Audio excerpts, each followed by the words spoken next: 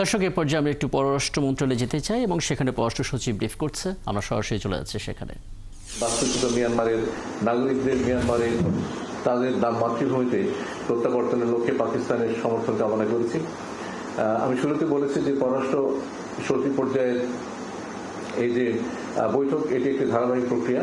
সেই প্রেক্ষিতে উভয় দেশের মধ্যকার দ্বিপাক্ষিক, আঞ্চলিক এবং বৈশ্বিক পর্যায়ে আমাদের চলমান সহযোগিতামূলক কার্যক্রম সমূহের বিষয়ে আজকে পররাষ্ট্র সচিব পর্যায়ের যে বৈঠক সেখানে যে বিষয়গুলো আলোচিত হয়েছে সেগুলোকে পরবর্তীতে এগিয়ে নিয়ে যাওয়া এবং আমাদের জন্য যে সমস্ত অগ্রাধিকারমূলক ইস্যু আছে সেগুলোকে পারস্পরিক সদিচ্ছা এবং ঐক্যমতের মাধ্যমে সমাধান করতে অবদান রাখবে বলে আমরা মনে করি। আপনাদের সবাইকে ধন্যবাদ। এ পর্যায়ে যদি আপনাদের কোনো প্রশ্ন থাকে আপনারা প্রশ্ন করতে পারেন এবং আমি একসাথে কয়েকটা প্রশ্ন নেই এবং তারপরে আমি উত্তর দিব। এর আগে আমি একটু বলি যে আমার পাশে মহাপরিচালক দক্ষিণ এশিয়া আছেন এবং পাকিস্তানে আমাদের হাই কমিশনার আছেন, আর আপনারা তো মহাপরিচালক পাবলিক ইউনিভার্সিটি ছিলেন।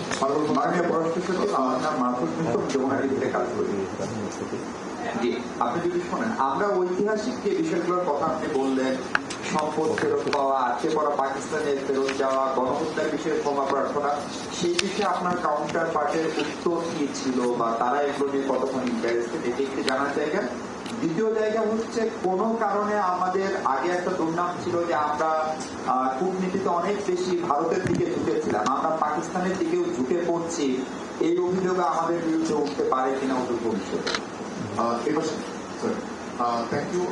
আমার প্রশ্নটা হচ্ছে, আপনাদের আজকে যে বৈঠকটা হয়েছে সেই বৈঠকে আপনার পার্সোনাল টেকটা কি এবং এটা ফরেন পলিসিতে শুধু কোনো ইম্প্যাক্ট রাখছে কিনা আজকে যেহেতু 15 বছর পরে হচ্ছে, এবং আমরা কি বলতে পারি যে এটা ফলপ্রসূ হয়েছে কিংবা ইতিবাচক হয়েছে নাকি ফরওয়ার্ড লুকিং হয়েছে?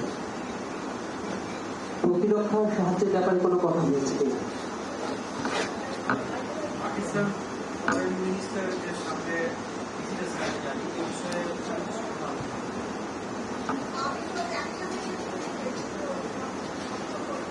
মাইক্রোফোন আচ্ছা, যেহেতু মাইক্রোফোনটা এখানে যাবে, আমি স্কোপটা নিয়ে নিচ্ছি।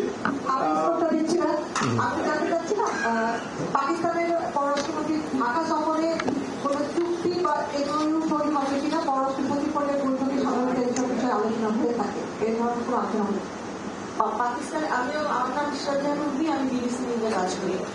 পাকিস্তানের পররাষ্ট্রমন্ত্রীর সফরে আসবার কথা রয়েছে, সেই সময়সূচিটা ঠিক হলো কি?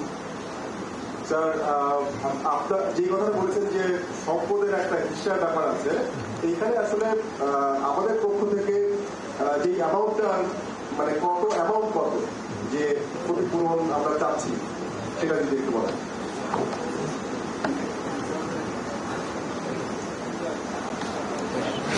ওকে, আমি একটা করে উত্তর দেওয়ার চেষ্টা করি। অমীমাংসিত যে সমস্ত সমস্যা আছে সেই সমস্যাগুলো আমি যেমনটা বলেছি শুরুতেই, সেগুলো আমি উত্থাপন করেছি। আমরা পাকিস্তানের দিক থেকে যে রেসপন্সটা তারা সেটা বলেছেন যে এই বিষয়টা নিয়ে তারা দে রিমেইন এঙ্গেজড, এই বিষয়গুলো নিয়ে আলোচনায় ওনারা থাকবেন সামনের বৈঠকে। একটা জিনিস আপনাদের মনে রাখতে হবে যে পাকিস্তানের সাথে আজকে যে বৈঠকটি অনুষ্ঠিত হয়েছে সেটি একটা নিয়মিত বৈঠকে হওয়ার কথা, কিন্তু এই বৈঠকটি সর্বশেষ অনুষ্ঠিত হয়েছিল 2010 সালে। কাজেই এই 2010 সালের পরে, এই 1.5 দশক পরে যে প্রথম বৈঠকটি অনুষ্ঠিত হয়েছে, সেই বৈঠকে আমরা আশা করি না যে সমস্যাটার সমাধান হয়ে যাবে, কিন্তু তাদের দিক থেকে এই বিষয়ে নিয়ে ভবিষ্যতে আলোচনা করার একটা সদিচ্ছা তারা ব্যক্ত করেছে। আরেকটি প্রশ্ন জিজ্ঞেস করেছেন যে একসময় আমাদের বিরুদ্ধে নালিশ ছিল যে আমরা ভারতের দিকে বেশি ঝুঁকছি, এখন পাকিস্তানের দিকে বেশি ঝুঁকছি, এই ধরনের নালিশ হবে কেনা।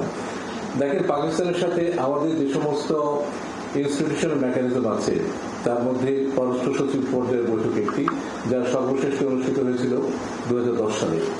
আরেকটি ইনস্টিটিউশনাল মেকানিজম হচ্ছে জয়েন্ট ইকোনমিক কমিশন, সেটি অনুষ্ঠিত হয়েছিল 2004 সালে, অর্থাৎ 21 বছর আগে, 2 দশকেরও বেশি সময় আগে।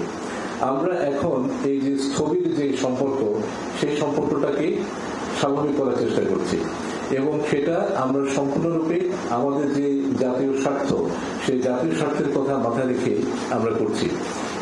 এবং এক্ষেত্রে ঝোঁকা প্রশ্ন যদি বলেন, আমি একটা দুটো উদাহরণ দিতে পারি যেটা আমাদের জন্য লাভজনক।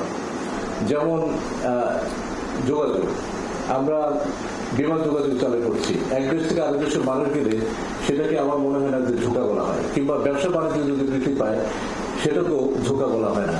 আমি মনে করি যে আমরা পাকিস্তানের সাথে যেভাবে এঙ্গেজ হচ্ছি সেটার ফাউন্ডেশন হচ্ছে মিউচুয়াল রেসপেক্ট, পরস্পরের প্রতি শ্রদ্ধা এবং মিউচুয়াল বেনিফিট।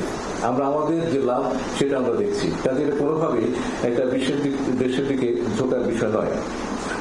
আমার যে পার্সোনালিটি কিংবা এটা কোনো সুদূর প্রসারী প্রভাব আছে কিনা সেটা জিজ্ঞেস করেছেন।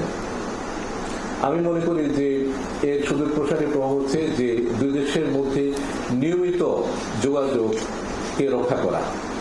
যে বৈঠকটি প্রতি বছর হওয়ার কথা সেই বৈঠকটা যাতে 1.5 দশক পরে না হয়, সেটা যাতে পরবর্তী বছর অনুষ্ঠিত হয়, এবং এটা যদি নিয়মিত যোগাযোগটা থাকে তাহলে আমরা এই সম্পর্ক থেকে পারস্পরিক লাভবান হতে পারবো। কাজে আমাদের এই মুহূর্তে লক্ষ্য হচ্ছে এই যোগাযোগগুলোকে নিয়মিত করা এবং এই যোগাযোগের মাধ্যমে পারস্পরিকভাবে লাভজনক যে সমস্ত ক্ষেত্র, জনগণ পর্যায়ে যোগাযোগ, ট্রেড, ইনভেস্টমেন্ট, সমুদ্র পথে যোগাযোগ বা বিমান পথে যোগাযোগ, এই জিনিসগুলোকে এগিয়ে নিয়ে যাওয়া। প্রতিরক্ষা বিষয়ে সাধারণ একটা আলোচনা হয়েছে। আপনারা জানেন যে আমাদের দুই দেশের মধ্যে এই সহযোগিতারা অনেকদিন ধরে বিদ্যমান এবং আমাদের সামরিক কর্মকর্তারা সে দেশে বিভিন্ন প্রশিক্ষণে যান এবং তাদের সামরিক কর্মকর্তারা আমাদের এই দেশে প্রশিক্ষণে আসেন। সাম্প্রতিককালে হাই লেভেল ডেলিগেশন পাকিস্তান সফর করেছেন এবং এই যে যোগাযোগটা, সেই যোগাযোগ নিয়ে এক ধরনের সন্তোষ প্রকাশ করা হয়েছে।